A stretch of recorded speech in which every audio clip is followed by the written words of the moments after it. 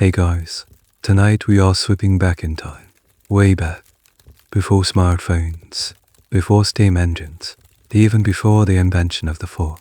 Our mission, should we choose to accept it, is to track down and create one of the simplest, most satisfying snacks in human history. We're headed to the lush, green heart of the Yucatán Peninsula, to the world of the ancient Maya. Don't worry, the most dangerous thing you'll face today isn't a jaguar, but maybe a stubbed toe on a well-minus hidden root. Honestly, given your luck, it's a 50 wuxia shot. So, before you get comfortable, take a moment to like the video and subscribe, but only if you genuinely enjoy what I do here. And if you wouldn't mind, let me know in the comments what city you're listening from, and what time it is for you right now. It's always a quiet thrill to see where our little time machine is landing. Now, dim the lights, maybe turn on a fan for that soft background hum, and let's ease into tonight's journey together. The air is thick and warm, like a damp, woolen blanket that smells of damp earth, wood smoke, and the sweet, heavy perfume of blooming orchids.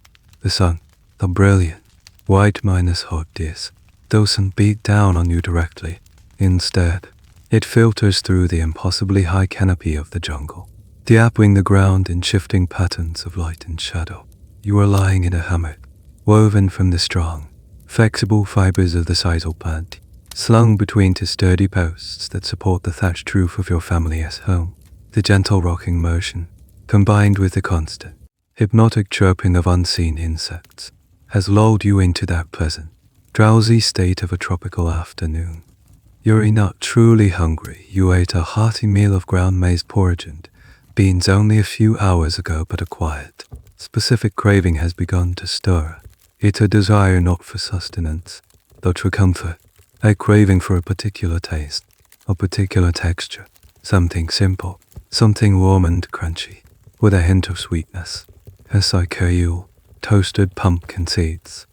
Your family's plot of land, your milpa, is a testament to the wisdom of the ancestors. A tangled, beautiful mess of corn stalks reaching for the sun, bean vines climbing up them for support, and broad minus leafed squash plants spreading out below, keeping the soil moist and the weeds at bay. The three sisters, they call them, a perfect, self-sustaining family of plants that forms the very foundation of your diet. This agricultural trio was the cornerstone of life for countless peoples across Mesoamerica for thousands of years. As you think of the squash, you recall a strange and useful bit of folk wisdom. You remember your grandmother, her face as wrinkled as a dried chili, carefully sweeping the hair from her comb and burying it at the base of a struggling squash plant. Everything feeds the earth, little one, she'd said, her voice a dry rustle. Nothing is wasted. It's a small, intimate ritual, a way of giving back to the soil that gives you so much, using a part of yourself to nurture the food that will, in turn, nurture you. The very thought of the Archaeological makes your mouth water just a little. The simple, nutty flavor of the toasted seeds, maybe with a few precious crystals of salt if any traders have come from the distant coast recently, and for a truly special treat, a drizzle of honey. Your heart settles on that idea. Today will be a day for honey pumpkin seeds. It's a simple food, but it sits at the center of a quiet academic debate. For generations, scholars have focused on maize as the undisputed king of the Maya diet, the divine substance from which the gods fashioned humanity itself. The grand temples and monuments are covered in depictions of the maize god. But was maize truly the king of all foods, as the sacred stories suggest? Or did the humble, sprawling squash, the versatile beans, the vast array of tubers and fruits play a more central, day role than the grand monuments would have us believe? It's a quiet debate that historians and archaeologists still chew on today, trying to reconstruct a menu from stone carvings and microscopic pollen samples found in ancient pottery. But academic debates are for another day. Today is for a simple pleasure. The craving has settled, moving from a vague notion to a firm decision. You swing your legs out of the hammock. The woven fibers leave a temporary, crisscross pattern on your skin. You feel a cool, packed earth floor beneath your bare feet. The first step is always the same. You made the seeds, and for that, you need a pumpkin. A specific pumpkin, one that has been sitting in the sun, growing sweet and heavy, just waiting for this very moment. You stretch, your muscles waking from their afternoon slumber, and head out into the bright, green world. The path to your family's millpond is not a wide, clear road, but a narrow track worn into the earth by the passage of countless bare feet. You walk past the 3 stones of the outdoor hearth, still warm from the morning's meal, and dip under the broad, waxy leaves of a banana tree. The air changes here. At the edge of the jungle clearing, the sound of the insects grow louder, the light dimmer. The path is cool and damp underfoot, a welcome relief from the sun minus baked earth around your heart. You're not just walking to a garden, you're stepping into a different world, a sacred space of sustenance carved directly from the wild. The millpond opens up before you, and it's a vision of what outsiders might call chaos. But what you know is a perfect, intricate order. It doesn't have the neat, straight rows of a foreigner's imagination. Instead, it's a riot of life, a miniature jungle that has been tamed just enough to serve your family.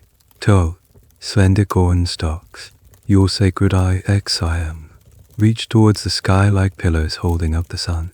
Twining around their sturdy legs are the delicate vines of beans. Their leaves a lighter shade of green, fixing precious nutrients into the soil. And below it all, acting as a living carpet, are the sprawling, broad vine, the sleeved vines of the squash, or kuan. Their huge leaves shade the soil, keeping it moist and cool, preventing the aggressive jungle weeds from taking hold. The 3 sisters, a perfect community, where each plant helps the others thrive. Your eyes scan the leafy green sea, searching for the tailmine, a stale bulge of a ripe pumpkin. This isn't like picking berries. It's a hunt. You wade into the patch, the huge, slightly scratchy leaves brushing against your legs. You see dozens of them in various stages of life. Small, bright, yellow blossoms, buzzing with bees. Tiny, pale green globes that are just beginning their journey. And large, maturing squash. Their skins are mottled green and cream. You pass a particularly large one, a true giant of its kind. But you know it's not what you're looking for. The biggest ones are often watery and their seeds can be thin and disappointing. You're after something of medium size, one that feels dense and heavy for its station in life, a sign that it has been diligently turning sunlight into sweetness. As you search, you contemplate this humble plant. The great stories, the ones carved into the temple walls, are all about maize. But you know, in a practical, everyday way, that the squash is just as important. It's an ancient food, perhaps the most ancient of all. Scholars of the far minus of future will spend their lives examining microscopic pollen grains and the charred remains of seeds, and they will argue endlessly about it. Was squash domesticated before maize and beans? The evidence seems to point that way, suggesting that 4,000 of years before your people learned to cultivate the divine corn, they were tending these sprawling vines. This simple plant, a silent partner to the glorious maize, may in fact be the true elder of your diet. A flash of dull orange catches your eye. You push aside a large leaf and there it is. It's a beautiful specimen of Cucurbita moschata, with a smooth, hard rind that transitions from a creamy beige at the bottom to a warm, dusty orange at the top. It has a satisfying, round shape, not a squat, not at all. You crouch down to inspect. The skin is firm, unblemished by the nibbles of a passing coati or the burrowing of insects. You then perform a small, traditional inspection, a piece of folk knowledge that will never be carved in stone. You look at the stem, the thick, woody point where the squash was tethered to the life-minus-giving vine. Your grandmother taught you to read the navel of the pumpkin. If the woody stem spirals in a tight, perfect circle, it's a sign of a well-minus-formed, generous fruit. If it's gnarled or irregular, the seeds inside might be bitter. This one is perfect. Its navel is unneat, symmetrical swirl, a tiny cosmic pattern on the skin of the fruit. This is the one. You place your hands around its smooth, warm body. It has a pleasing weight.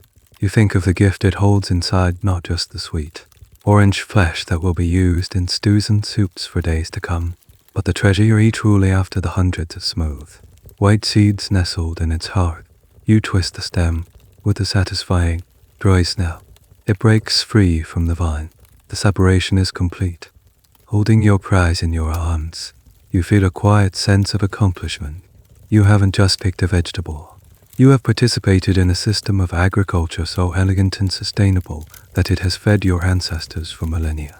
This pumpkin is not just food, it's the result of generations of wisdom, a perfect collaboration between human hands and the generosity of the earth. The first part of your quest is done. You have the vessel of seeds. Now, your mind turns to the second, and perhaps the most magical ingredient, the honey.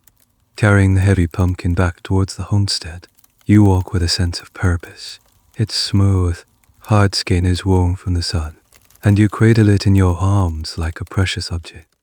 This isn't just a squash, it's a vessel of possibilities. As you walk, your mind wanders to all the ways this humble plant, and its many cousins, serve your people. It's a thought so common it's almost unconscious, a part of the very fabric of your world. The flesh of this particular pumpkin, a sweet, dense rind, will be a welcome addition to the communal pot. It will be steamed, mashed with a bit of chili for a savory side dish, or added to a rich stew of beans and wild turkey to thicken it and lend a subtle sweetness. Nothing will be wasted. Even the stringy, fibrous guts that you'll soon scoop out will be tossed onto the compost heap, a small offering to the soil that will eventually feed next season's crops. Your gaze falls upon a row of bottle gourds, Legionnaria siceraria, drying in the sun near your family's hut. They are a different species, pale green and hard as wood, with shapes that seem almost deliberately designed for human use. You see them everywhere, every day. A small, round one, perfectly bisected and scraped clean, serves as your favorite bowl for drinking maize porridge.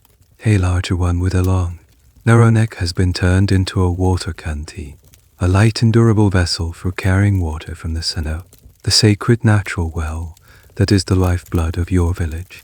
Your younger brother even has a small, hollowed minus-out gourd filled with pebbles that he shakes as a rattle, a simple instrument for a simple song. This incredible utility is one of the most fascinating aspects of the gourd family for archaeologists of the future. While they will spend immense effort studying the grand stone temples, it's the humble, perishable gourd that truly reveals the texture of daily life. The problem is, these objects rarely survive in the humid jungle climate. Scholars will debate for generations about the full extent of gourd use. Did you use them as musical instruments, as masks for ceremonies, as containers for precious pigments?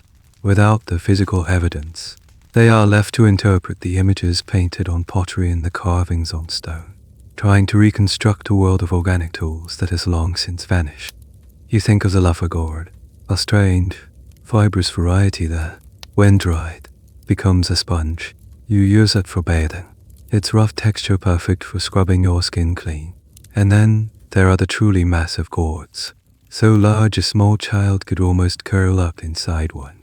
These are carefully hollowed out and used for storage, protecting precious dried beans and seeds from moisture and the ever-minus present threat of hungry rodents.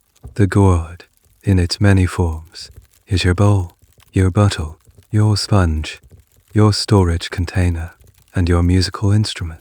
It is a gift from the gods that requires only a little scraping and drying to be perfected. You pass by the small enclosure where your grandfather keeps his prized fighting roosters. Even here, the gourd has a purpose. A half-minus gourd serves as a perfect, simple dish for their water and feed. This reminds you of a strange and slightly comical piece of family lore.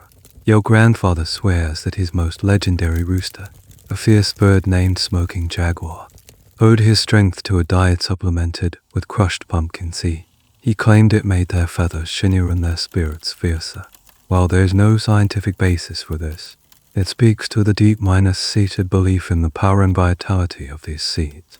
It's a small, quirky testament to how deeply ingrained this plant is in every aspect of your life, from the kitchen to the cockpit. Finally, you arrive back at your family's clearing. You set the heavy pumpkin down near the hearth, its orange skin glowing in the dappled sunlight. Your first task is complete. You have secured the source of the seeds, but now your craving for the honeyed version, the true luxury, takes hold. This means your journey isn't over. You have the crunch, but you still need the sweetness. And for that, you can't simply walk to the garden. You must embark on a different kind of quest, one that involves a different kind of magic, and a visit to a very particular and very respected member of your community. The pumpkin sits by the hearth, a solid, earthy presence. The first part of your task is done, but as you look at it, your mind is already elsewhere, moving from the solid promise of the squash to the liquid dream of honey. The simple toasted seeds are a fine snack, the good and wholesome food for any afternoon. But honey elevates it. Honey transforms it from mere sustenance into a true indulgence, a small, personal feast. You can almost taste it now. The thought alone is a flavor on your tongue. In your world, sweetness is not a common thing. It's not the sharp, overwhelming blast that people of the far future will pump into all their foods. Your sweetness is subtle, nuanced, and precious. It's the fleeting, floral taste of a perfectly ripe sapodilla fruit. Its flesh the color of salmon. It's the deep, custard-white sweetness of a memoir sapote, a fruit so rich and decadent, it feels like a gift straight from the gods. These are bursts of flavor tied to seasons on luck. But honey is different. It is sweetness captured, concentrated, and preserved. It is liquid gold, a nectar that holds the memory of 1,000 flowers and the warmth of the sun. It has a complex flavor that no fruit can replicate, a floral start, a warm middle, and a slightly tangy finish that lingers in your throat. It is food, yes, but it is also medicine. Your mother mixes it with the juice of certain bitter herbs to make them palatable. A spoonful of sunshine to soothe the cough or calm an upset stomach. It is an offering, a precious substance smeared on sacred objects to please the gods. It is, in every sense of the word, magic, and the creatures that create this magic are just as special. They are not the large, angry bees with fire in their tails that you've heard about in stories from faraway lands. Your bees, the Meliponiculture, are small, gentle, and have no sting. They are the sun's tiny cousins, flitting through the jungle, diligently gathering the essence of the world and bringing it back to their strange, dark hives. Tending to these sacred bees is not a task for just anyone. It is a specialized art, a spiritual calling. This is not the work of a common farmer. You've seen the honey used in other ways, too, on special occasions, during the great ceremonies that mark the turning of the seasons. The village elders drink a special beverage called balchi. It is made from the bark of a particular tree, fermented with water and a large quantity of this precious honey. You've smelled it on their breath, a strange, sweet, and slightly dizzying aroma. They say it opens the mind, allows them to speak with the ancestors and the gods. It is a powerful, sacred intoxicant, not for the young, not for the everyday. The exact nature of balchi is something that drives scholars of the future to distraction. They will find traces of it in ancient pottery. They will read cryptic descriptions of it in the few books that survived the great burnings. But they will argue endlessly about its true purpose and potency. Was it a mild social lubricant, like the wine of other cultures? Or was it a powerful hallucinogen, a key to unlocking the spirit world, its recipe carefully guarded by a priestly class? The secret, for now, rests in the hands of your elders and the magic of the Stingless bees. This all brings you back to your current predicament. This magical, medicinal, sacred substance is not something you just have. Unlike the squash in your garden or the maize in your storeroom, honey is not a household staple. It is a carefully managed resource, a treasure guarded by a specialist. In Yorville, that specialist is an old woman named Ixchel, named after the goddess of the moon and medicine. She is the keeper of the bees. Her hives, hollowed minus outlogs sealed with clay, are her children. She speaks to them, she protects them, and she, and only she, knows when and how to harvest their golden treasure without angering them. So, your path is clear. If you want honey for your pumpkin seeds, you must go to Ixchel, and you cannot go empty-handed. A gift like honey requires a worthy trade. Your simple craving has now turned into a proper quest, one that requires not just effort, but diplomacy and a bit of economic calculation. You look around your family's small home, your eyes scanning for something worthy of the exchange, something valuable enough to trade for a taste of liquid gold. Before you can embark on your diplomatic mission for honey, you pause to consider the creature at the center of this whole enterprise, the bee. Your mind's eye conjures a clear image, not of a menacing insect, but of a tiny, sacred ally, XUN and -KAB, the royal ladybee. This is the name you use for them, a title of respect. No, these aren't the big, fuzzy, aggressive bees that you hear about in fantastical travelers' tales from across the great water. Yours are different. They are small, dark, and elegant, almost like shiny black flies. And most importantly, they are stingles. Their buzz is a gentle, industrious hum, not an angry roar. They are creatures of peace, builders of sweet city. You've watched them for hours, flitting from the bright orange blossoms of the squash vines to the delicate white flowers of the bean plants, their tiny legs dusted with the golden pollen that is the stuff of life. They are the stitches that hold the fabric of the jungle together, the quiet messengers carrying life from one plant to another. Without them, the milpo would be barren, the fruit trees would fail. They are the reason for abundance. Their homes are just as unique. The keeper of the bees, old Dextro, doesn't keep them in flimsy baskets or pots. She houses them as befits their royal status in hollowed minus outlogs, called jobans. Each end of the log is sealed with a circular plug of hardened clay, and in the center of one plug is a small hole, the gateway to the city. This entrance is itself a marvel. The bees build a small, protruding to bivouacs around it, a perfect little doorway that they can guard. You've seen the tiny sentinels stationed there, their antennae twitching, ensuring no thieving ants or rival insects dare to enter their sweet smelling fortress. This practice, this Meliponiculture, is an art from ancient and profound.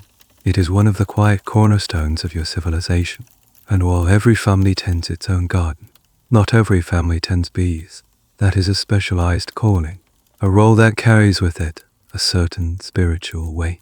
The keepers, like Ixchel, are believed to have a special connection to the bees, an ability to understand their subtle moods and rhythms. The reason for this specialization is something that historians of a distant future will puzzle over. Was it a practical matter, simply that some people had a better touch for it than others? Or was it a form of economic control, a way for certain families to maintain a monopoly on a precious resource like honey and wax? Or perhaps it was a spiritual mandate, a belief that only certain lineages, blessed by the gods, were worthy of communing with these sacred creatures. The truth, as always, is probably a mix of all three, but the honey is only half of the treasure. The other gift of the XUN and -K, AB is their wax. It is not the pale, yellow wax of other bees. It is a dark, almost black substance, rich and pliable. You've seen the artisans from the noble courts, the ones who make jewelry for the high priest and the king, come to trade with Ixchel. They don't just want her honey, they desperately need her wax. They use it for a kind of magic you've only seen glimpses of. They will take the black wax and, with incredible skill, sculpt a tiny, intricate object, two pendant in the shape of a jaguar's head, and earring like a coiled serpent. Then, they encase this delicate wax sculpture in wet clay. Once the clay is hard, they heat it, melting the wax so it runs out through a tiny hole, leaving a perfect, hollow jaguar head-shaped space inside the clay mold. It's a neat little magic trick called lost wax casting. Into this void, they pour molten gold or copper, and once it cools, they break the clay away to reveal a perfect, shining metal jaguar, every shimmering piece of jewelry. Every small metal idol that adorns the great leaders begins its life as a bit of black wax from the hive of a Stingless bee. This knowledge solidifies your resolve. You are not just seeking a sweetener for a snack. You are seeking a substance of immense cultural, spiritual, and economic value. A simple handful of beans or a few extra chilies will not be enough for this transaction. You need a currency that reflects the value of the prize.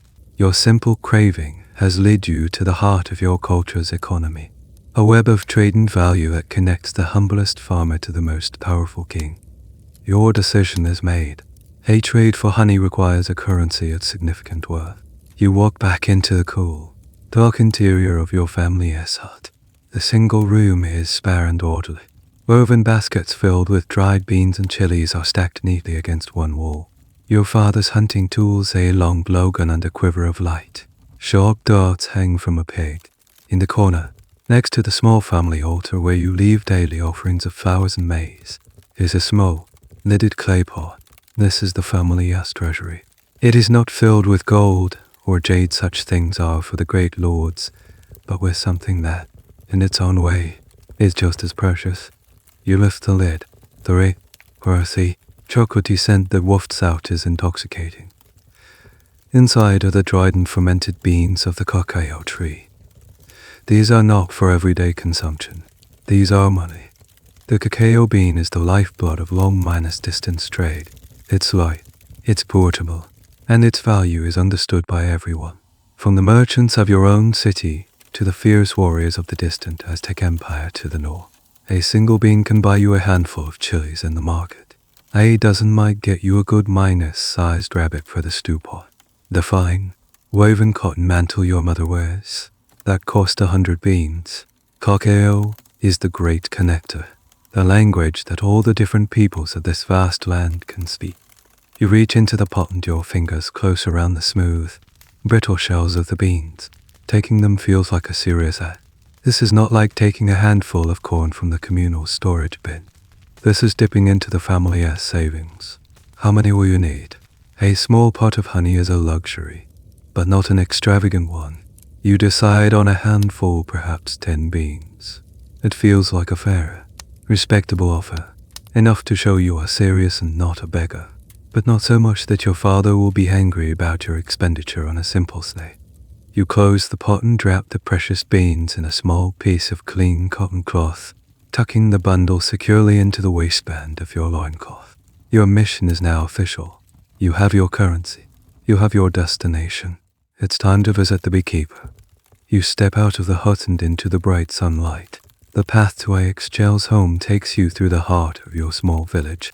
This is not a grand city of towering stone pyramids, but a satellite farming community, a cluster of family compounds that supports the nearby urban center. You pass other homes, nearly identical to your own single roomed structures of wattle and dark walls and high, steeply pitched roofs of thatched palm leaf, designed to shed the heavy tropical rains. This simple architectural style has served your people for thousands of years. It's a point of contention for future archaeologists, who will map the great stone palaces of the kings and assume everyone lived in such splendor. They will struggle to understand the lives of common people like you, because your homes, built of mud and wooden leaves, will melt back into the jungle floor, leaving almost no trace. The story of the 90-9% of your civilization will be a ghost story, pieced together from faint post-hole stains in the soil and the distribution of broken pottery. As you walk, you offer quiet greetings to your neighbors. You see 2 women sitting in the shade of a ceiba tree, the sacred tree whose roots, they say, reach down into the underworld. They are weaving. Their fingers a blur as they work their backstrap looms, creating the intricate geometric patterns that tell the story of their lineage. You pass a group of young boys, laughing as they chase a small, hairless doll. It's a peaceful, domestic scene, the slow and steady rhythm of village life. You finally arrive at Axel's compound. It's set slightly apart from the others, surrounded by a low stone wall. The air he seems to hum with a gentle, invisible energy. It's the sound of thousands upon thousands of bees. Her home is the same as the others, but her garden is different. It is a riot of color, a carefully cultivated paradise of flowering plants designed to keep her royal ladies happy and well-fed. And there, stacked neatly in the shade of a large ramon tree, were the hives, the job ones. There are at least 24 of them, hollow logs of varying sizes, arranged in neat rows like a library of sweet knowledge. You see the tiny, Dark bees flitting in and out of the wax minus tube entrances, their legs heavy with pollen. Ixchel is sitting on a low stool in front of the hives. She is ancient. Her skin is brown and wrinkled as a seed pod, but her eyes are bright and alert. She is not doing anything, simply watching her bees, a silent communion between a keeper and her flock. She sees you approaching, and a slow, knowing smile spreads across her face. She has seen 100 hopeful children just like you, coming on a quest for a taste of her liquid gold. The negotiation is about to begin. You approach Ixchel's compound with a mixture of hope and nervous respect. The low stone wall that surrounds her home feels like the border of a different country, one governed by the quiet hum of bees and the ancient wisdom of their keeper. You pause at the entrance, as is proper, waiting to be acknowledged. Ixchel, who seems to see everything without ever turning her head, gives a slight, almost imperceptible nod. You have been granted permission to enter her domain. You walk slowly towards her, your bare feet silent on the packed earth. The air is thick with the sweet, waxy scent of the hives and the heavy perfume of 1,000 flowers. Her garden is not a chaotic jungle patch like your family's mill pot. It's a carefully curated tapestry of color. You see the brilliant, fiery orange of marigolds, the deep indigo of a flowering vine you don't know the name of, and the delicate white blossoms of a tree that gives off a scent like jasmine. This isn't a food garden, it's a bee restaurant, offering a year-minus round buffet for her winged charges.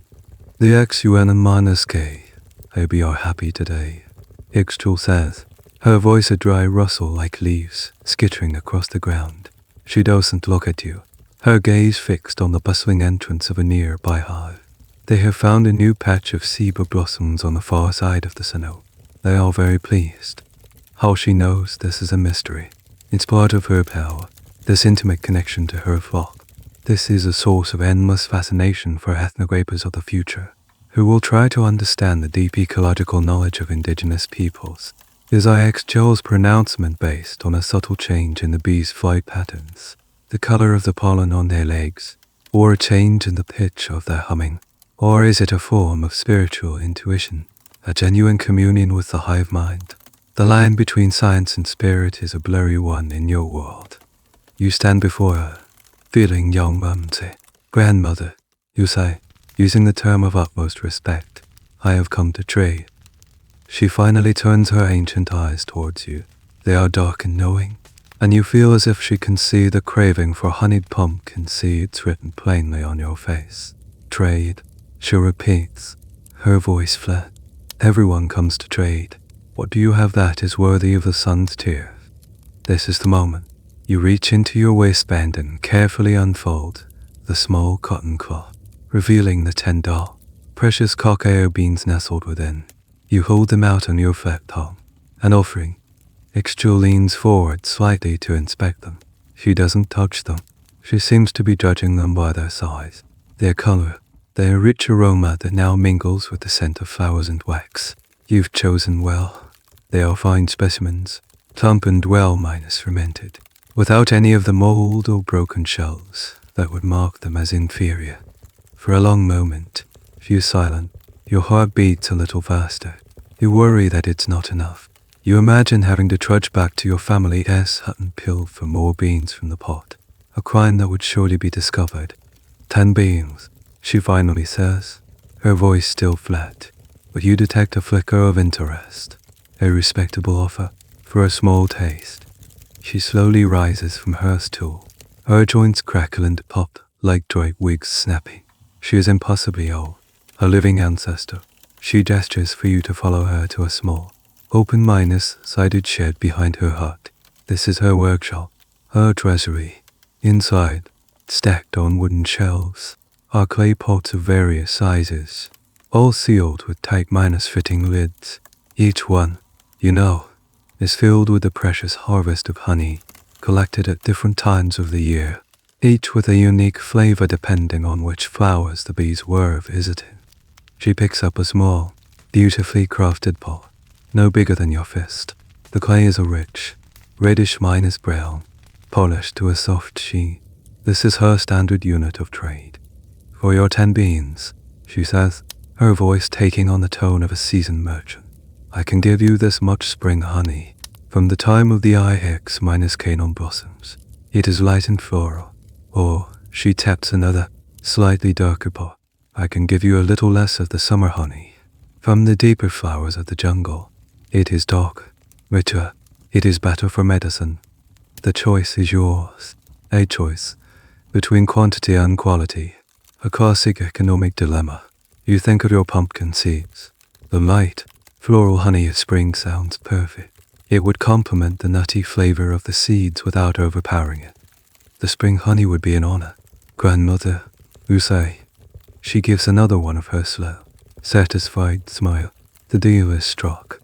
She takes your 10 cacao beans and places them carefully into a small pouch at her waist. Then she hands you the small, sealed pot of honey. It is cool to the touch and surprisingly heavy. You have it. You have secured the golden nectar. Your quest is almost complete. You cradle the small, cool clay pot in your hands as if it were a captured star. The weight of it is satisfying, a tangible reward for your successful diplomatic mission. You offer a final, respectful thank you to Ixchel, who has already turned her attention back to her bees. Her part in your small drama complete. As you walk away from her compound, you feel a quiet thrill of success. The journey back to your own home is filled with a new sense of purpose. You have the seeds, or at least, the vessel that contains them. And now you have the honey. All the components are assembled. The path back through the village feels different now. Before, you were an hopeful supplicant on a quest. Now, you are a successful trader returning with your prize. The same sights greet you, but your perception of them has shifted. You are no longer just a passive observer.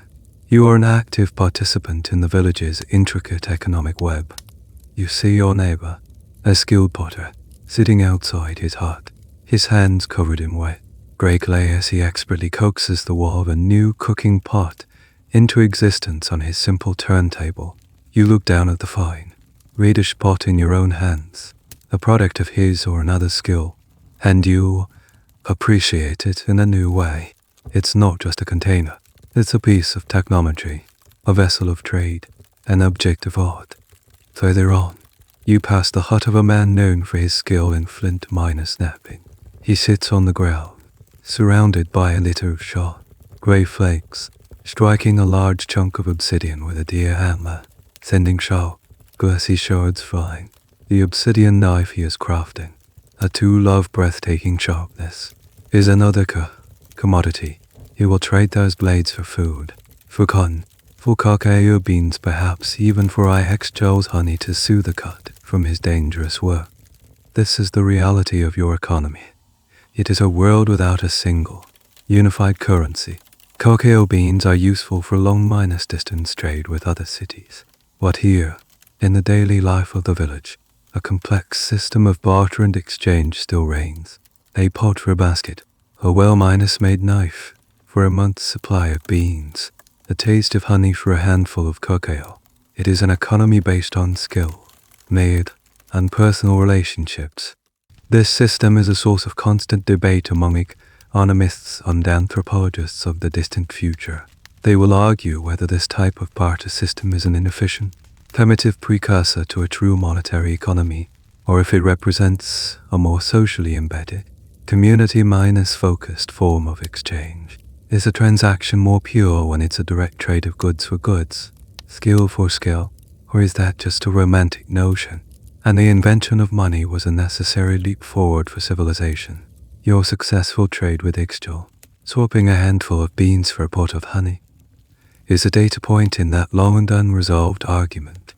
As you near your own family compound, you can't resist a small secret. You find a quiet spot off the path, hidden by the broad leaves of a ceiba tree. You carefully work the clay lid off the small pot. The seal breaks with a soft pop, and the scent that rises to meet you is divine. It is the smell of 1,000 flowers, of warm sunshine, of the tireless work of the royal lady bees. You dip your little finger into the pot. The honey is thick and viscous, a pale, golden amber. You bring your finger to your lips and taste it. The sweetness is explosive, but not cloying. It's a complex, floral flavor that dances on your tongue.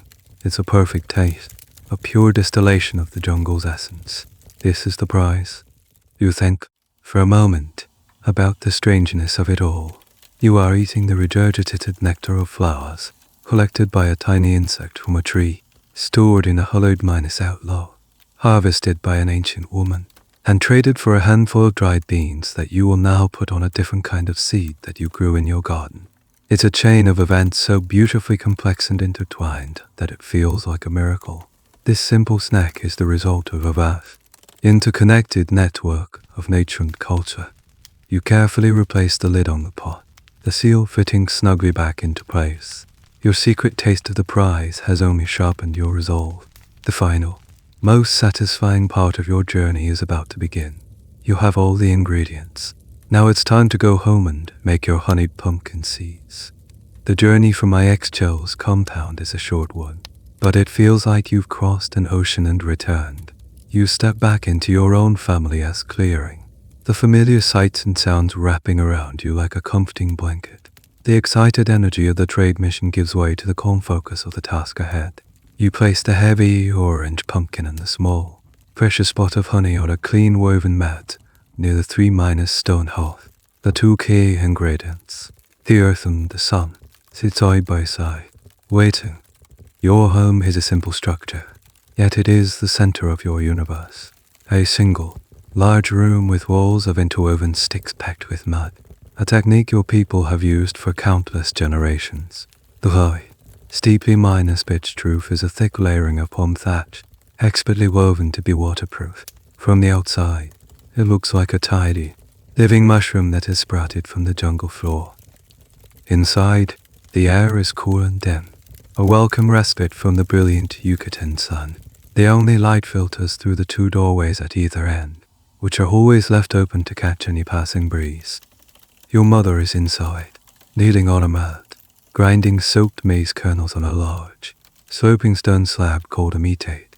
The rhythmic, scraping sound of her stone mono rolling across the meatate is the constant heartbeat of your home, a sound as familiar and comforting as your own breathing. She looks up as you enter, a silent question in her eyes. You show her the small pot of honey, and she gives you a small, understanding smile before returning to her work. She knows the quiet craving for a special treat. This single room is your kitchen, your bedroom, your living space, and your temple. In the center are the 3 large stones that form the hearth, the literal and spiritual heart of the home. Here, all the food is cooked, all the warmth is generated. At night, your family unrolls woven reed mats and seats around this central point. There are no walls, no separate room. Your life is a communal one, lived in this shared space. And yet, there is a deeper layer to this home, a secret that lies just beneath your feet.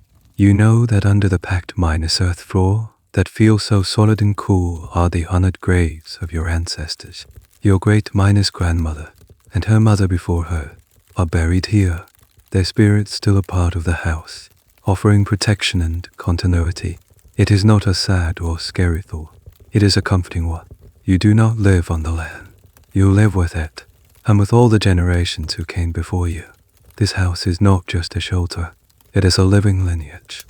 Where you choose to work is important. While the room is undivided by walls, there are invisible lines, sacred geographies that everyone understands. You wouldn't prepare food in the corner reserved for sleeping, nor would you sit and chat in the space where your father mends his hunting tools. The precise spatial grammar of a common mile home is a topic that will fascinate and frustrate future archaeologists. They will draw detailed maps of post holes and hearths, endlessly debating the function of each quadrant, trying to understand a set of rules that you know by pure instinct. You choose a spot near the doorway, where the light is best. You fetch your tools, not a fancy set of knives, but a single, indispensable to your obsidian blade. It's a piece of volcanic glass, chipped to a terrifyingly sharp edge by the napper in the village. It is sharper than any metal, capable of slicing through the pumpkin's tough skin with ease. You also find a sturdy clay bowl, one made by your neighbor, to hold the seeds once they are free. The stage is set. The pumpkin sits before you like a miniature world, its skin a map of sun minus faded oranges and creams. The pot of honey beside it is a tiny vessel of liquid magic. You pick up the obsidian knife. Its handle is smooth and cool in your hand, but you can feel the latent sharpness of its edge. You are ready. It is time to break the seal, to cut into this world and claim the treasure within. You kneel on the woven mat, the pumpkin sitting before you like a patient, silent drum. The air is still and warm, filled with the rhythmic scrape minus scrape of your mother grinding maize in the background. The moment has come. This is the act of transformation. The pumpkin, a whole and perfect object, is about to be undone, its hidden potential released. You take the obsidian blade.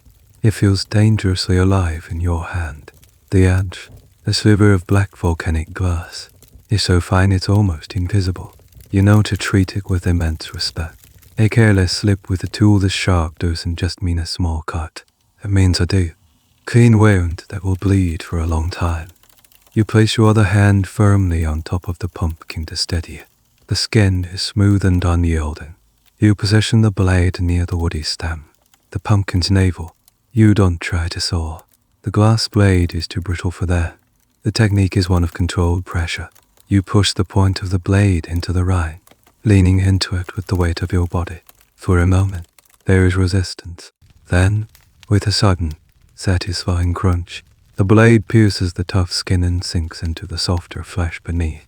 The first cut is made.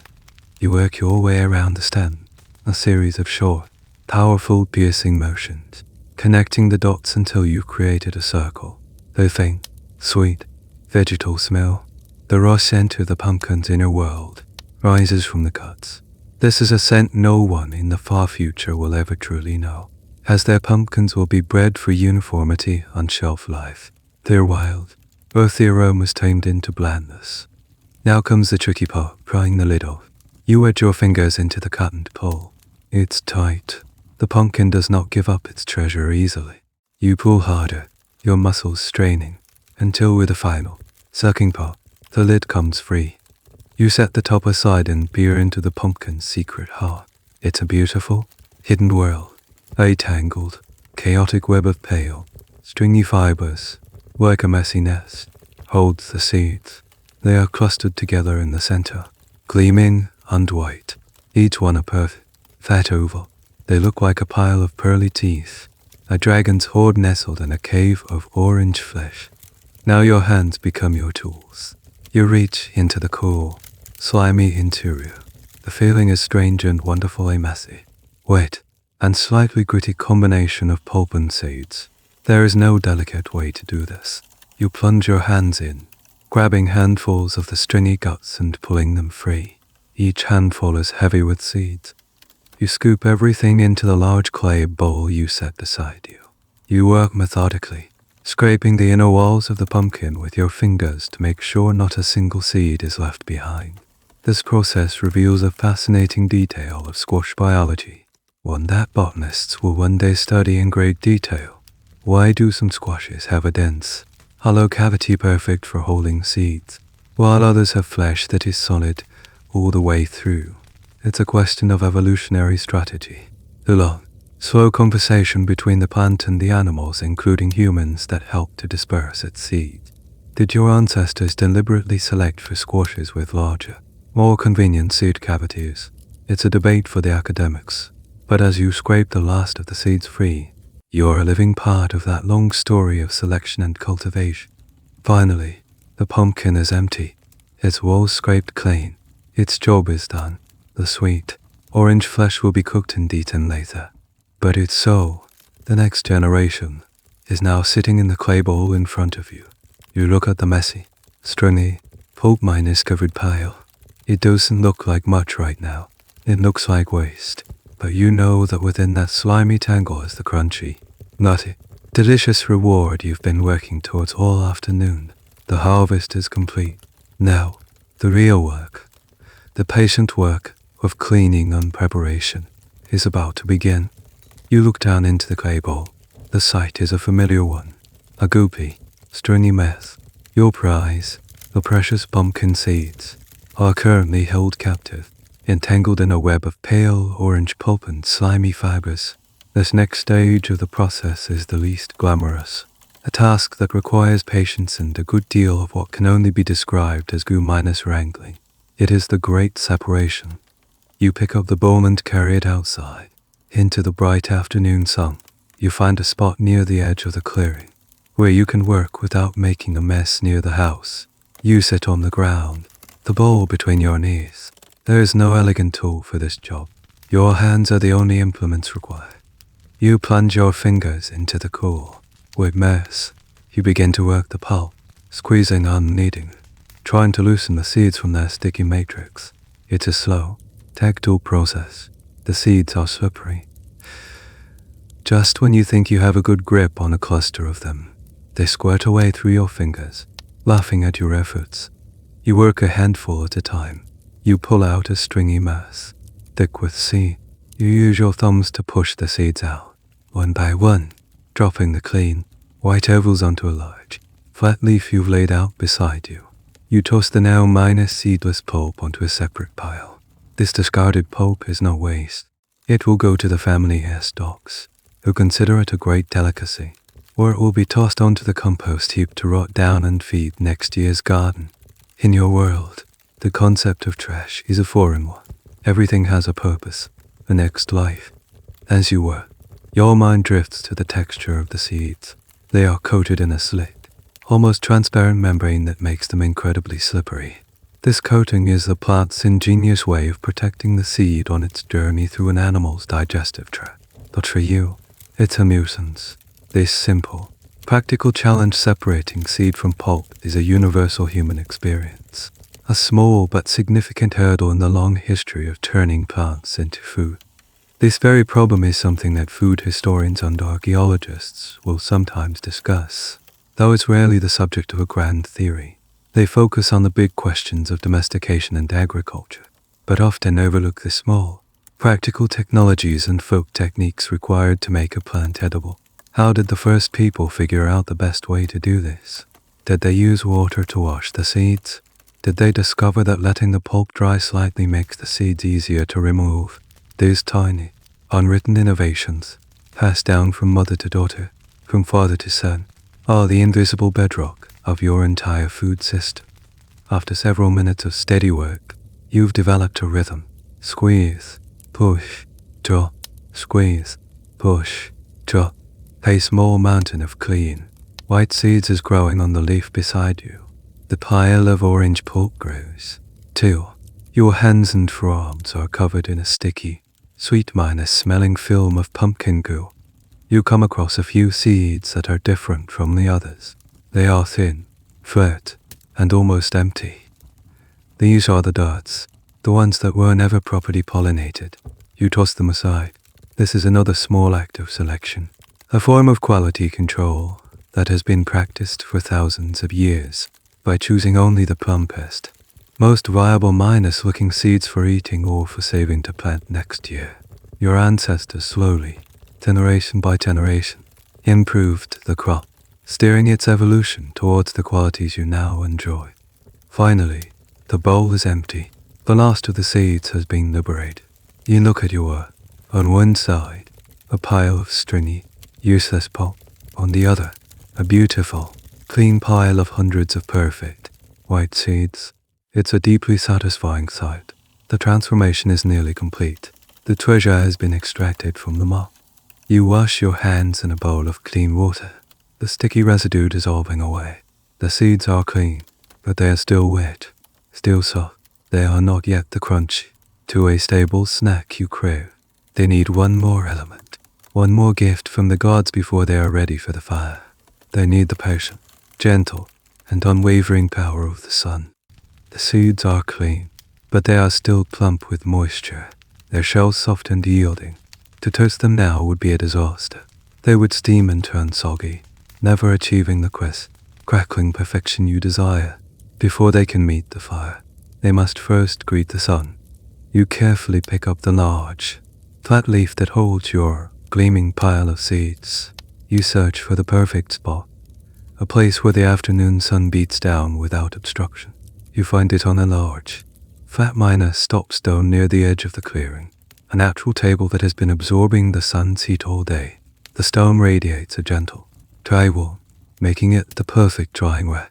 You spread the seeds across the surface of the leaf in a single, even layer. This is a crucial step.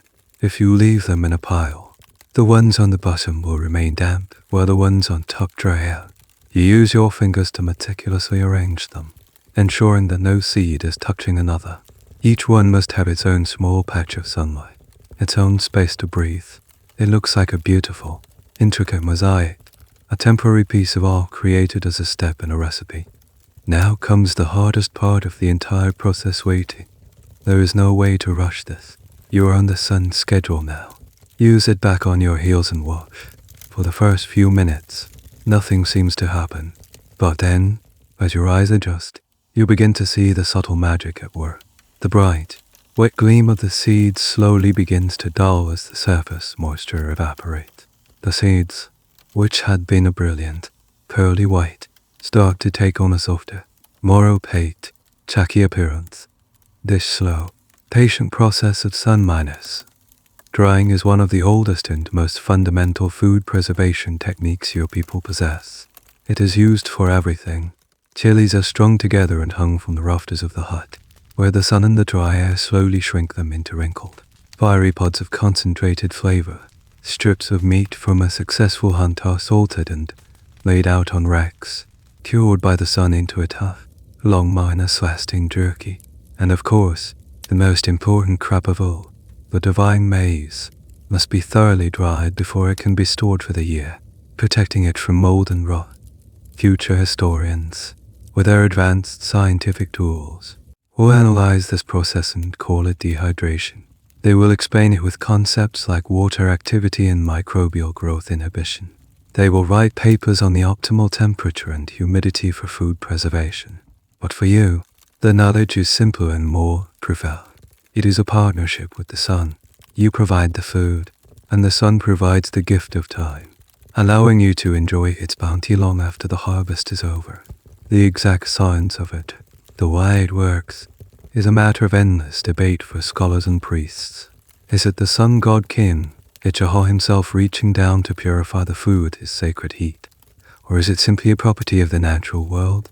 You don't know the answer, but you know the result: food that lasts. You watch as a column of small, black ants discovers the edge of the leaf. They are opportunistic explorers, always searching. For a moment, you worry they will try to steal your prize. You lean in close to shoo them away, but you see that they are not interested in the seeds themselves. They are drawn to the faint, sugary residue of the pumpkin pulp left on the leaf. You let them be. They are part of the process, the clean minus up crew of the natural world. An hour passes. The sun has moved across the sky, and the shadows have lengthened. You go to check on your seeds. You pick one up. It feels different. It is no longer soft and pliable. It is dry to the touch, and much lighter. The shell has a new firmness to it. You test it between your teeth. It splits with a satisfying, albeit still soft, crack. They are ready. You carefully funnel the dried seeds from the leaf back into your clean, dry clay bowl. The sound they make is different now. It's not the soft, wet sloshing sound they made before, but a dry, rattling whisper, like tiny pebbles being poured. They feel alive, full of potential. The sun has done its work. The seeds are prepared. The final stage is near, the one that will fill the air with a warm, nutty aroma and provide the crunchy reward you've been dreaming of all afternoon. It is time to introduce the seeds to their final partner in this culinary dance, the fire. With the bowl of perfectly dried seeds in your hand, you walk towards the heart of your home, the 3- stone hearth. The fire from the midday meal has died down to a bed of glowing, red-orange embers that pulse with a gentle, lightened heat. This is the perfect temperature for what you are about to do. Too hot, and the delicate seeds would scorch and turn bitter in an instant. Too cool, and they would never achieve that perfect, nutty toast. Your mother has finished her work at the meat heat and is now shaping the fine maize dough, or masa, into small, flat cakes for the evening meal. She sees you approach the hearth and knows exactly what you need. She shifts slightly, making space for you. You are about to use the single most important piece of cooking equipment in the Maya world, the camel. The camel is not a fancy, or complicated tool. It is a simple, flat, circular griddle, usually made of fired clay. Your family's como is a beautiful object. A well-loved member of the household. It's about the size of a large shield. Its surface blackened unseasoned from years of use. It rests on top of the 3 hearthstones, positioned perfectly over the glowing embers. Its surface is hot, radiating a steady, even heat. This humble clay disc is the foundation of your cuisine. It is on the como that your mother toasts the maize cakes, the sacred IXIM or tortillas, that you eat with every meal. It is here that she roasts chilies and other spices. The heat unlocking their deep, complex flavors before they are ground into sauces. And it is here that you will toast your pumpkin seeds. The invention of the como was a revolutionary moment in the history of your people's food. Future archaeologists will find fragments of these clay griddles by the thousands in the ruins of your cities. They will analyze the clay, study the firing techniques, and trace the evolution of the design over centuries. The widespread appearance of como fragments in the archaeological record is, for them, a direct indicator of the rise of maize as a dietary staple. Before the como, it was difficult to cook the fine ground masa, but with this simple tool, the tortilla, a portable, delicious, and efficient way to eat maize became possible. The true genius of the como, however, is a subject of some debate among culinary historians and ceramicists. Was its primary function really for cooking tortillas, or was its main role as a general purpose griddle for toasting seeds, nuts, and spices, with tortillas being a later application? It's a chicken and egg question. Did the tortilla lead to the como, or did the como lead to the tortilla? The answer is lost to time. But, as you prepare to use it, you know it is a versatile, indispensable tool for all manner of kitchen tasks. You take a small, clean cloth and wipe the surface of the hot como, removing any stray flecks of moss off from your mother's earlier cooking. The surface is now clean and ready. There is a moment of anticipation, a small, quiet pause before the final act. You hold the bowl of dried seeds over the hot clay disc. You think about the journey these seeds have taken, from the cool, dark earth of the mill pole to the bright, warm sun on the drying stone, and now to the glowing heat of the fire. They are about to undergo their final transformation. You tip the bowl. The seeds tumble out onto the hot surface of the como. They don't make a wet, sizzling sound. They land with a dry, skittering whisper, spreading out across the dark, circular stage. They look like 1,000 tiny white boats set adrift on a black, smoky sea. You grab a small, flat stick, your staring tool, and gently push them around, ensuring they all have equal contact with the hot surface. Now, you must be vigilant. This stage of the process is quick and unforgiving. A moment of distraction, a conversation with a passing sibling, a fascinating cloud formation in the sky, any of these could lead to ruin. Your full attention must be on the seeds, watching, listening, and waiting for the first magical sign that the transformation has begun. You kneel before the hearth, your focus entirely on the drama unfolding on the dark surface of the como. The seeds, at first, seem to be doing nothing. They sit there, white and silent, absorbing the steady heat rising from the embers below. You gently stir them with your flat wooden stick. The soft, dry scraping sound a quiet rhythm in the afternoon air. Your mother, working nearby, begins to pat her mosso dough into thin, perfect circles. The soft pat minus pat of her hands, a familiar and comforting accompaniment. Then, you see the first change, a few of the seed. The ones that landed on the hottest part of the griddle are beginning to transform. The stark white of their shells is blushing with faint, golden brown spots. It's like watching a pale morning sky catch the first light of dawn. A new aroma begins to rise from the como, mixing with the smell of the wood smoke and the sweet scent of the corn mossa. It's a warm, nutty, toasty smell, a scent of pure comfort, the perfume of a seed giving up its soul to the heat. You stir them more frequently now, your movements quick and light, almost like a dance. You toss and turn them, ensuring each seed gets its moment on the hot clay, that no single seed is left behind to burn. The golden minus brown spots are spreading, multiplying, connecting. The entire pile is now a beautiful, mottled tapestry of whitened gold. And then it happens, the first magical sound, plop. It's a tiny, sharp sound, like a miniature firecracker. One of the seeds has puffed up with the internal steam and pressure, its shell splitting open slightly. A moment later, another one follows, plop, then another, pop minus crackle. Soon, the como is alive with a chorus of tiny explosions. It's a delightful, energetic sound, the seeds singing their cooking song. This is the sign you've been waiting for. This is the sound of perfection being achieved. This simple auditory cue is a brilliant piece of folk science. You don't need a clock or a thermometer to know when the seeds are done. You just need to listen. The popping tells you that the kernel inside the shell is perfectly cooked, steamed from the inside out, while the shell itself is becoming brittle and crisp. It's a culinary alarm clock, invented by the seeds themselves. You've seen this same principle at work with other foods. When you toast maize kernels to make a crunchy snack, they make the same popping sound, though much louder and more dramatic. This phenomenon, the sudden expansion of a heated kernel, is the basis for one of your culture's most delightful, if less common, traits. On special occasions, using a particular variety of maize with a hard, glassy shell, you can create what people in the future will call popcorn. This has led to an odd little debate among archaeologists: did the ancient Maya eat popcorn? The evidence is sparse. A few stylized depictions on a vase, some trace residues in a censer. It was likely a ceremonial food, a novelty, not a daily snack, but the science behind it, the popping of a heated kernel, is something you understand intimately as you listen to your pumpkin seeds sing. The popping begins to subside.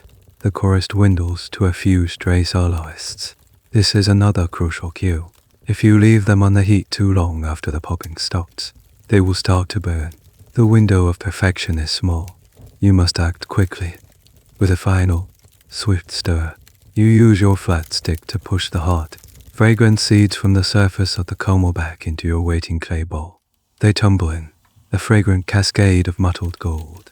The scent is now rich and intoxicating, filling the air around the hearth. You hold the bowl in your hands. It is warm, almost hot. The seeds inside are crackling softly, still settling down from their violent, fiery transformation. They are perfect. You could stop here. You could eat them just like this.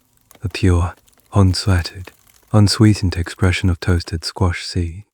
They would be delicious, but you have come too far. You have traded your precious cacao. You have one final, glorious step to take, the one that will turn this simple snack into a truly decadent treat. You hold the warm bowl of toasted seeds, the nutty aroma enveloping you like a fragrant cloud. They are perfect as they are, a testament to the simple magic of heat and patience.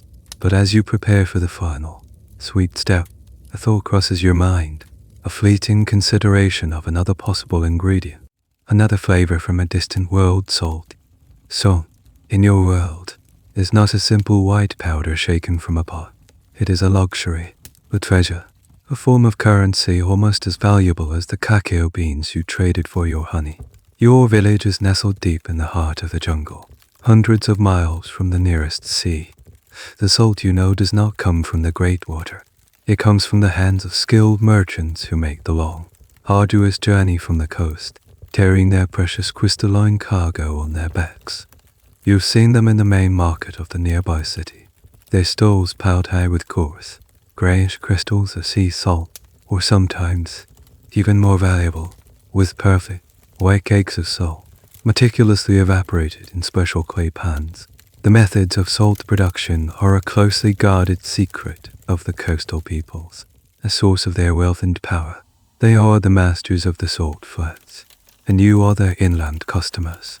This has led to a fascinating and long-minor standing debate among scholars of your civilization. How did a massive, inland empire like yours supply itself with enough of this vital mineral? The coastal trade is part of the answer, but was it enough to satisfy the needs of millions of people? Some have proposed that you must have had other, inland sources.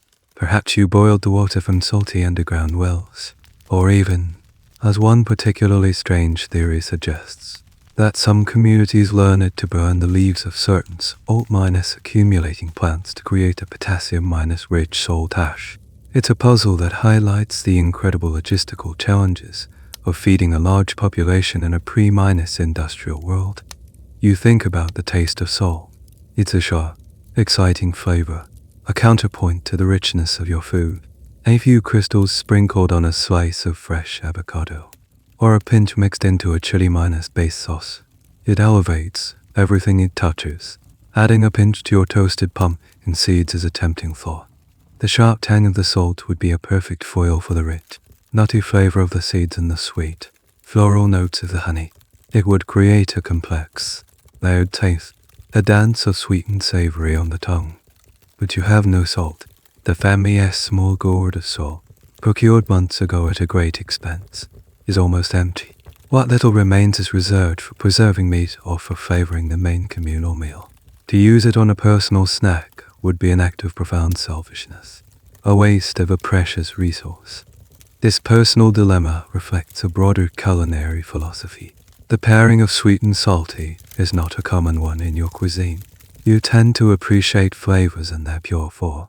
Sweet things are sweet, savory things are savory. The idea of deliberately mixing them is a bit strange.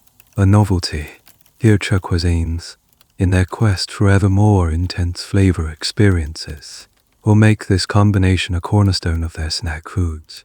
But for you, it remains an exotic, and in this case, unattainable idea. So you dismiss the thought of salt. Perhaps another day, after a new shipment has arrived from the coast and your family's supply has been replenished.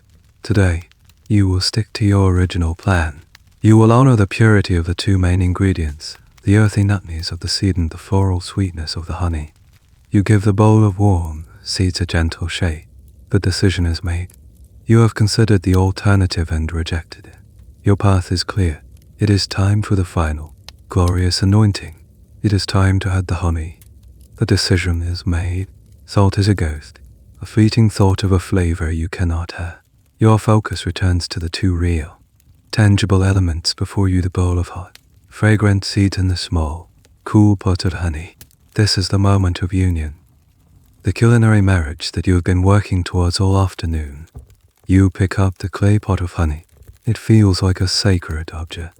You carefully remove the lid, and once again, that heavenly scent of spring blossoms and sunshine fills the air. The seeds are still quite hot from the comb, their warmth radiating up and warming your face as you lean over the bowl. This heat is crucial. If you were to pour the honey onto cold seeds, it would be a thick, sticky mess, clumping in some places and missing others entirely. But the heat from the seeds will warm the honey, making it more fluid, allowing it to coat each seed in a thin, perfect, glossy glaze. It is a simple but essential piece of food physics, a technique understood through generations of practice, not theory. With one hand holding the bowl of seeds, you take the pot of honey in the other. You tip the pot, and a slow, golden thread of honey begins to flow. It is mesmerizing to watch. The honey falls in a lazy, looping ribbon, catching the light and glowing as if it has its own internal fire. It hits the hot seeds with a faint, almost inaudible sizzle. You don't drown the seeds in honey. That would be a novice's mistake, a crime of excess. You are not making candy. You are glazing a snack. You use just enough.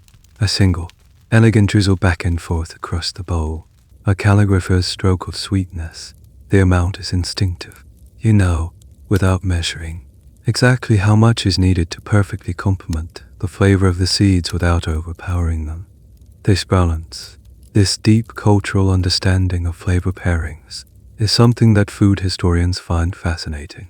Why do some cultures prefer a heavy hand with spices and sauces, while others, like yours, often favor a more minimalist approach, allowing the pure flavor of the main ingredient to shine through? Is it a matter of available resources, or does it reflect a deeper philosophical outlook?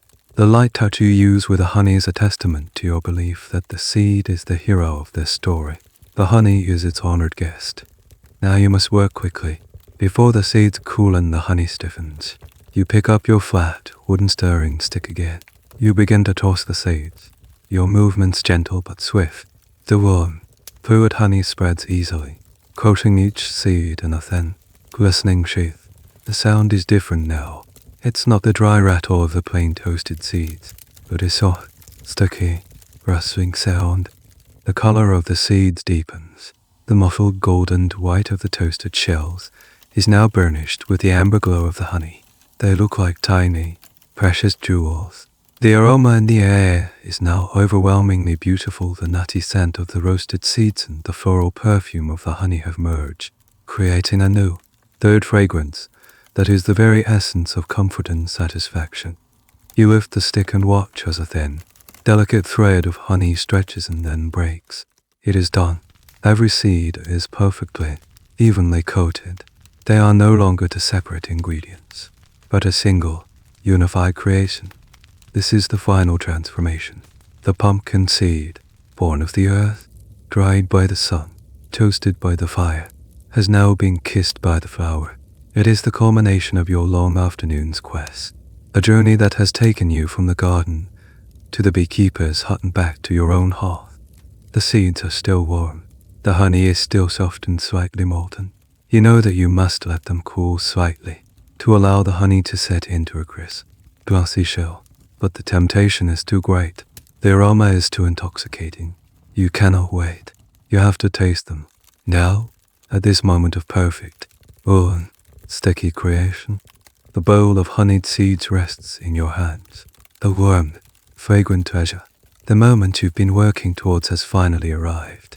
The craving that started as a faint whisper in the drowsy afternoon heat is now a tangible, glistening reality. You don't wait for them to cool completely. The pleasure of eating them while they are still warm, the honey still slightly soft and gooey, is a unique and fleeting joy. You pick up a single seed. It's warm against your fingertips. Its sticky glaze clinging slightly to your skin. You bring it to your mouth. The first sensation is the scent, a powerful wave of nutty, sweet perfume. Then, you place it on your tongue. The flavor is immediate and overwhelming in the best possible way. First, the pure, floral sweetness of the spring honey, a taste of sunshine and flowers. Then, as you bite down, there is a loud, satisfying crunch. The perfectly toasted shell shatters, giving way to the rich, slightly savory, and deeply nutty flavor of the kernel inside. The combination is divine. The sweetness of the honey and the nuttiness of the seed are perfect partners, each one enhancing the other. The textures are a perfect contrast to the soft, slightly sticky glaze of the honey giving way to the brittle, crunchy shell and the tender kernel within.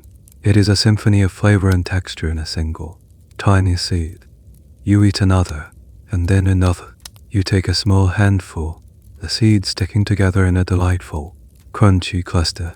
This is not a food for formal occasions. This is a snack for pure, uncomplicated pleasure. You lick the sweet, sticky honey residue from your fingers, not wanting to waste a single drop. The simple act, eating a handful of toasted seeds, is one of the most ancient universal human experiences. For tens of thousands of years, long before your ancestors learned to build pyramids or carve stone, they were gathering and toasting seed. Nuts and seeds were the original fast food, a portable, high-energy source of protein and fat that fueled the migrations and explorations of the earliest humans. Archaeologists of the future will find evidence of this everywhere. They will find the charred remains of nuts in the hearts of ancient caves. They will analyze the microscopic wear patterns on the fossilized teeth of your distant ancestors and find the tail scratches of a diet rich in hard, fibrous seeds. The simple pleasure you are experiencing now is a direct link to the deepest, oldest parts of your human story. Yet, there is a subtle debate among these future scholars. They will argue about what these ancient snacks truly tasted like. Were they always eaten plain, their flavors pure and unadorned? Or did our earliest ancestors have a sweet tooth? The evidence for the use of sweeteners like honey is much harder to find. Honey leaves almost no archaeological trace. Did Paleolithic people risk the stings of wild bees for a taste of that golden sweetness? How far back does the concept of a sweet treat really go? Your simple snack is a data point in this delicious mystery. You offer a handful to your mother, who has finished her work and is now tending to the fire. She takes them with a smile and pops one into her mouth. She nods in approval. It is a silent, shared moment of appreciation. This food is more than just fuel. It's a small act of creation, a moment of joy in the rhythm of a long day. You continue to eat, a slow and mindful consumption. You are not gobbling them down. You are savoring them. You think about the journey, the pumpkin, heavy and warm from the sun, the walk through the village, the respectful negotiation with Ixchel, the keeper of the bees, the patient work of cleaning, drying, and toasting. Every step of the process is embedded in the flavor of this final product. You are not just tasting honey and pumpkin seeds. You are tasting the memory of the entire afternoon. The initial, sharp craving has been satisfied. Now, you slow down, eating just one seed at a time, making the pleasure last. The bowl is still half full. You know that you could easily finish it yourself, but that is not the way of your people. A treat this special is not meant to be hoarded. It is meant to be shared. The warmth of the setting sun now slants through the doorway, painting the interior of your hut-in-law. Golden strokes, the bowl of honeyed seeds, still warm, rests in your lap. You've eaten your fill, the sharp edge of your craving rounded off into a feeling of deep, simple contentment, but the pleasure of the food is not yet complete. In your world, the true joy of a special treat comes not just from eating it, but from sharing it. You stand up, brushing the stray crumbs from your lap. You look at the remaining seeds, a glistening amber pearl. Your first thought is of your grandfather. He is the eldest of your family, the living link to the ancestors buried beneath your floor. He spends most of his days now sitting in his hammock, his eyes cloudy with age, dozing or quietly observing the daily life of the compound. To offer him the first share of your creation is a sign of respect, a fundamental rule of your society.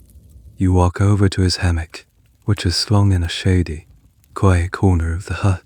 He appears to be asleep, his chest rising and falling in a slow, steady rhythm. You stand before him quietly, not wanting to startle him. "Grandfather," you say softly. His eyes flutter open. They seem to look at you from a great distance. A slow smile of recognition spreads across his wrinkled face. "I have made S.I.K.L.," you say, using the proper name. With honey, you hold out a small handful of the warm, sticky seeds. He slowly, carefully reaches out a trembling hand and takes them from you. His fingers are as dry and brittle as old leaves. He brings the seeds to his mouth, one by one, chewing them slowly with the few teeth he has left. A look of pure, simple pleasure dawns on his face. "Good," he says, his voice a papery whisper. "The honey is from the spring blossoms. It is good for the spirit." He has tasted 1,000 batches of honeyed seeds in his long life, and he can still distinguish the season of the honey by its flavor. This is the repository of knowledge that your elders hold, a library of tastes, scents, and textures that can never be written down. This act of sharing food, especially with elders, is the social glue that holds your community together. It is a constant, daily reaffirmation of your bonds of kinship and respect.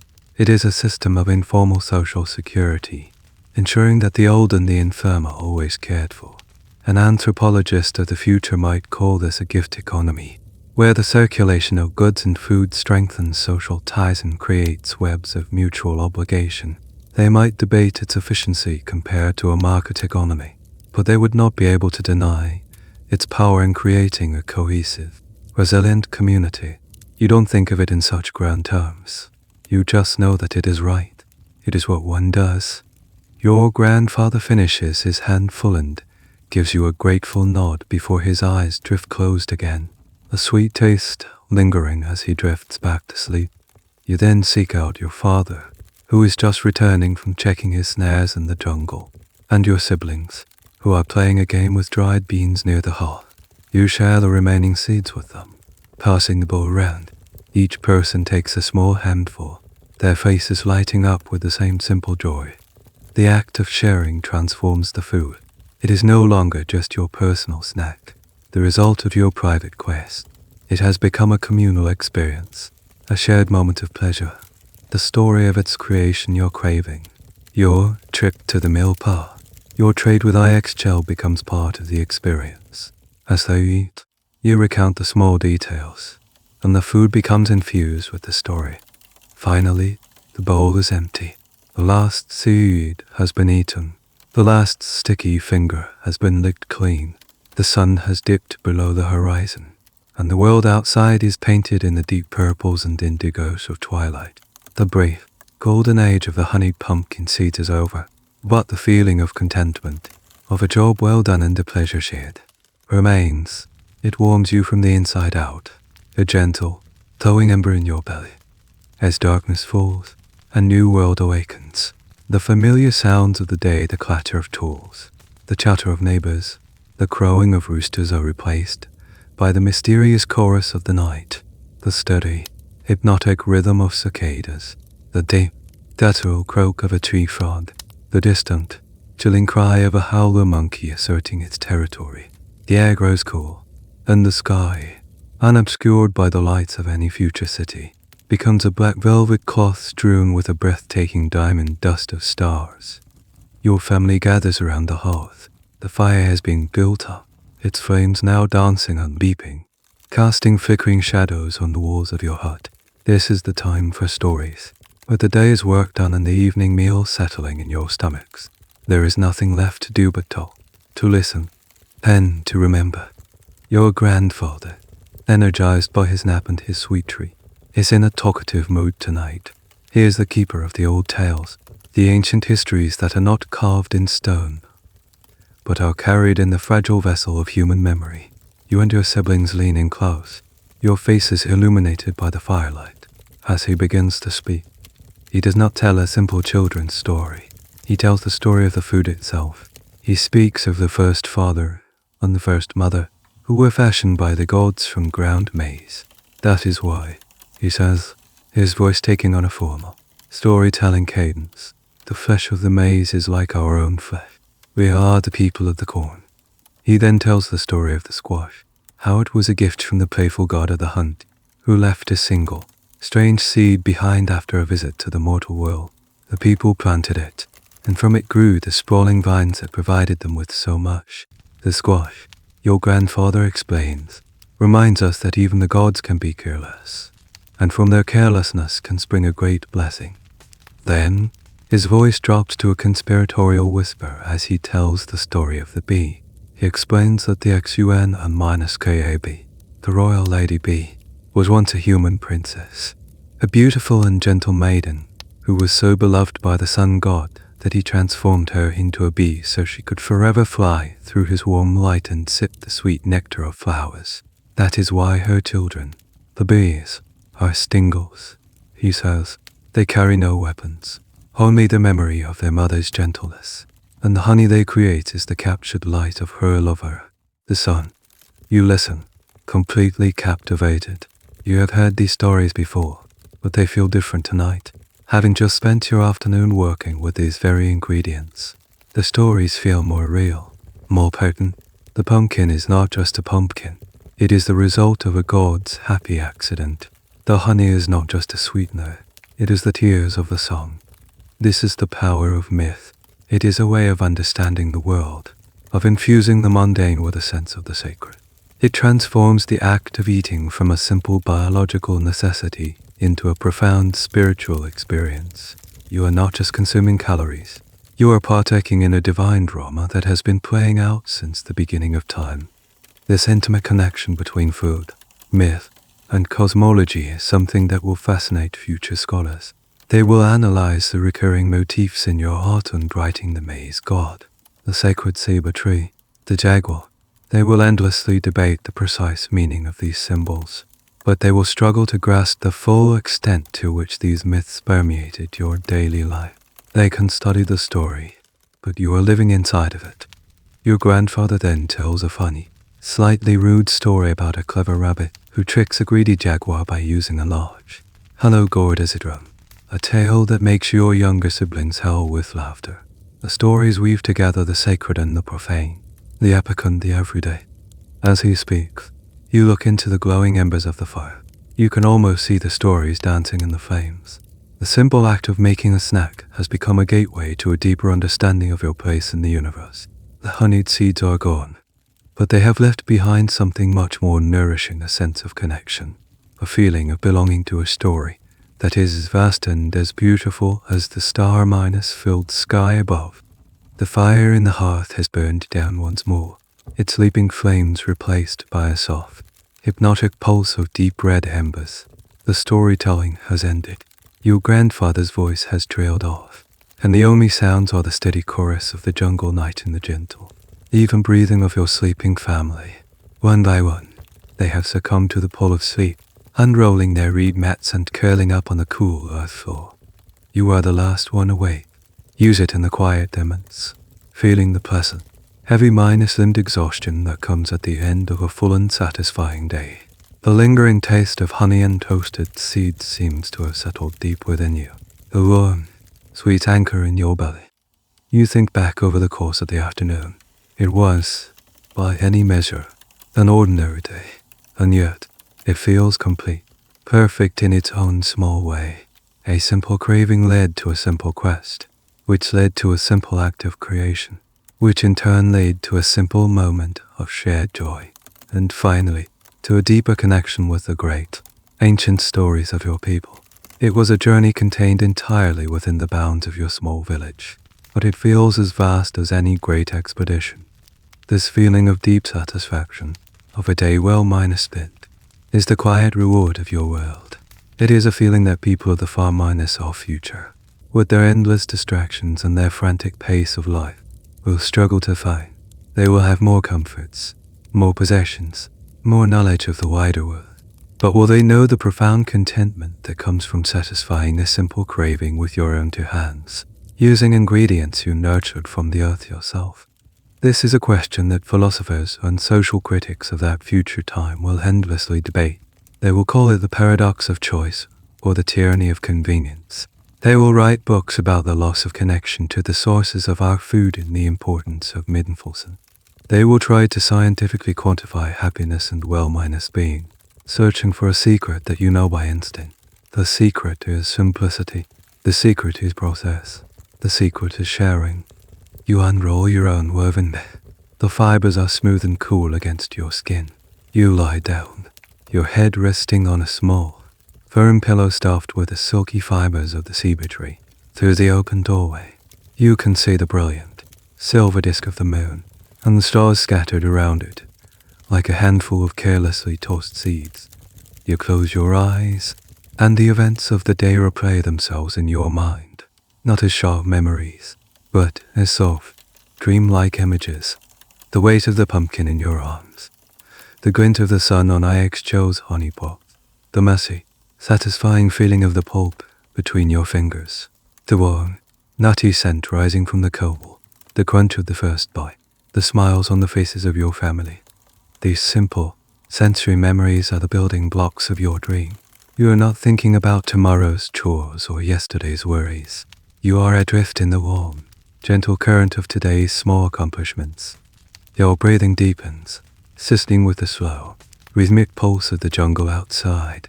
The boundary between your thoughts and your dreams begins to dissolve. The story of the day has reached its end, and now, your own story for the night is about to begin. You feel yourself slipping away, falling gently into the deep, quiet well of sleep. Your belly full, your heart content, and your mind at peace.